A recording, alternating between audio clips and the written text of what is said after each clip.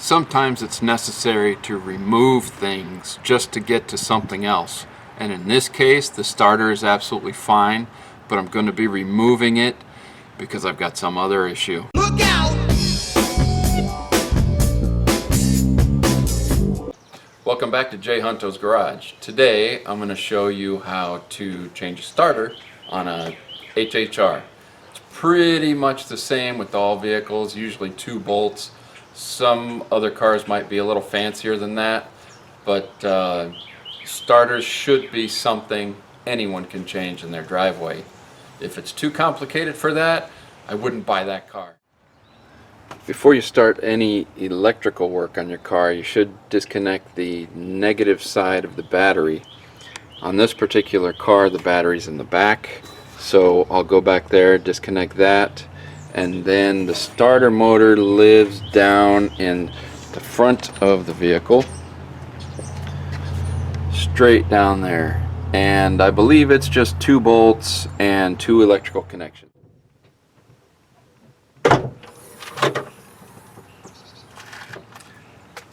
Okay, to get to the battery on this car, you have to go into the back. It's all the way in the back, down underneath the cargo compartment.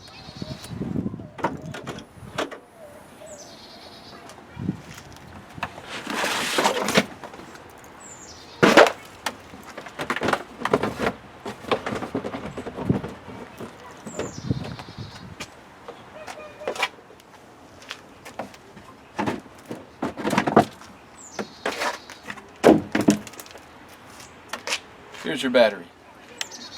This is where your battery lives in these cars.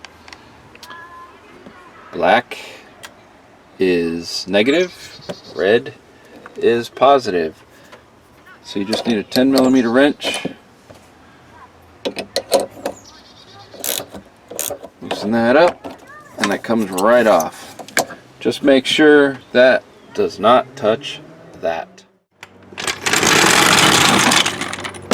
Make sure you jack up the car where the owner's manual tells you to jack up the car. You'll need to get it up there just a little bit so you can get underneath it and get to the starter. Never get under a car without a jack stand placed in a proper location. With the jack and the jack stand in place, we can go underneath. Okay, as a frame of reference, here's where we are. Here's your starter motor. Starter solenoid is up here, starter motor is here, and you'll have electrical connections looking from underneath up into it. This one right here, which I believe is a 7mm, and this one up here, this one is for your battery cable, so I think that's a 13. So we're going to take this nut off, then we can get the bolts out, which I believe are 15mm right here. Take these 2 bolts out, the starter motor comes right out through the bottom.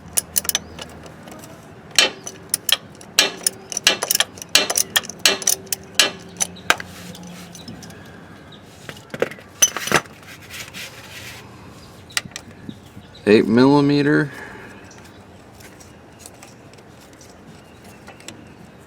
What you want to do when you get this nut off,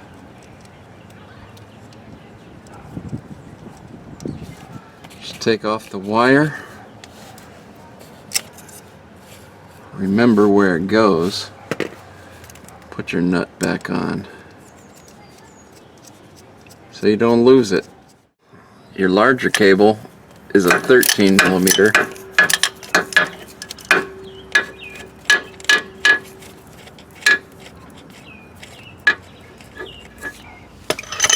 That off.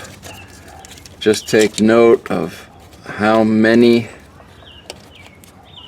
electrical lugs you have on that, and make sure the same amount goes back in the same spot so you don't have any problems. And then put your nut back on.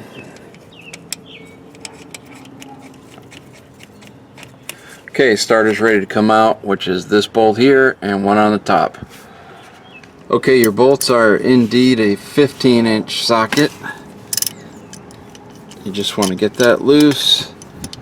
Maybe loosen it up real good, but don't take it all the way out, because when you take the one out of the top, this is going to want to drop right out. So you want to have something here that will allow you to remove the bolt from the top, but take the starter out when you take this bottom bolt out. Just easier to handle. Now for the top one, it sits way back in there, so I am going to use some extensions. Just a 6-inch extension will do it. Once you get your top bolt out, or the screw is just no longer engaged in the threads, it'll allow the starter to drop down. You can take your bottom bolt out and remove it.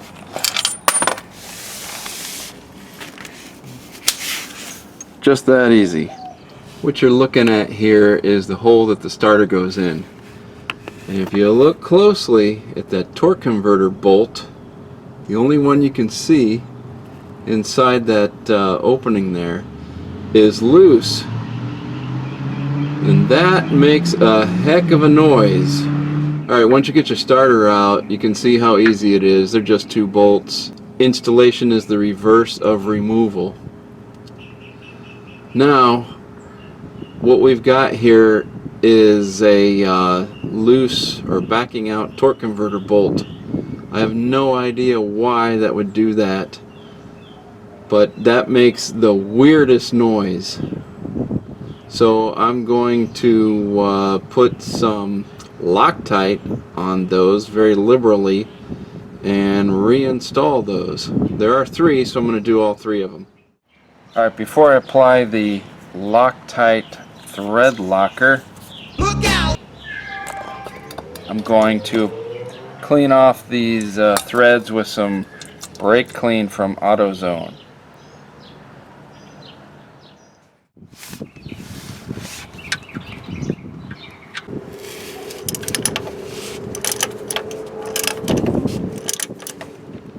Okay, all 3 torque converter bolts were just a little bit loose. That is this guy right here. Those connect the ring gear or the flywheel to the torque converter, and there's only 3. When they get loose, boy, it makes a weird rattly sound. So all 3 of those are tight with Loctite on the threads, so I don't anticipate having any more problems with those.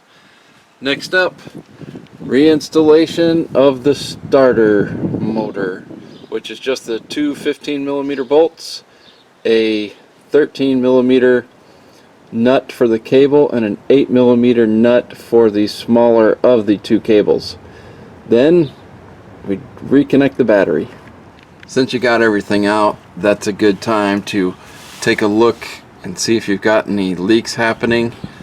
I've got some wetness down here, just a little bit of oil. I'm not sure where that's coming from. Okay, you got your oil temperature sending unit up here and your crankshaft position sensor. The top black one is your oil pressure with the gray clip, and the bottom with the red clip is your crank position sensor. I've actually had an oil leak coming right through the end of my oil pressure sensor. So that is a potential source of a leak. Since you're going to be installing steel bolts into aluminum threads, an aluminum block, you'll want to put anti-seize on your bolts before you install them. This is why you disconnect the battery. It is possible to get your positive cable on the wrong side, and if you get it over here, it's going to try and start the car. So make sure you put that back on the upper one, not on this bottom one. You want to get these good and snug, not super tight. So changing a starter in an HHR, 30 minutes tops. If somebody tells you it's going to take longer than that, I'd go find somebody else. Make sure that you put your starter back in, put the 2 bolts in, get them good and tight. Your 2 electrical connections, get those snug, tight. You don't want to break that off. And then reconnect your battery, put everything back, job done. Although this job wasn't really replacing the starter, I just took it off to see if I could find out what was going on, chasing down a noise, and I actually found the problem. 3 torque converter bolts that were backing out, letting that flywheel move around a little bit and make a heck of a racket. So if you've got a noise like that, hunt it down. Maybe it'll be an easy fix. I clean these threads off real good. Ah. Hey, AutoZone. Carb spray doesn't spray. Oh, brake cleaner.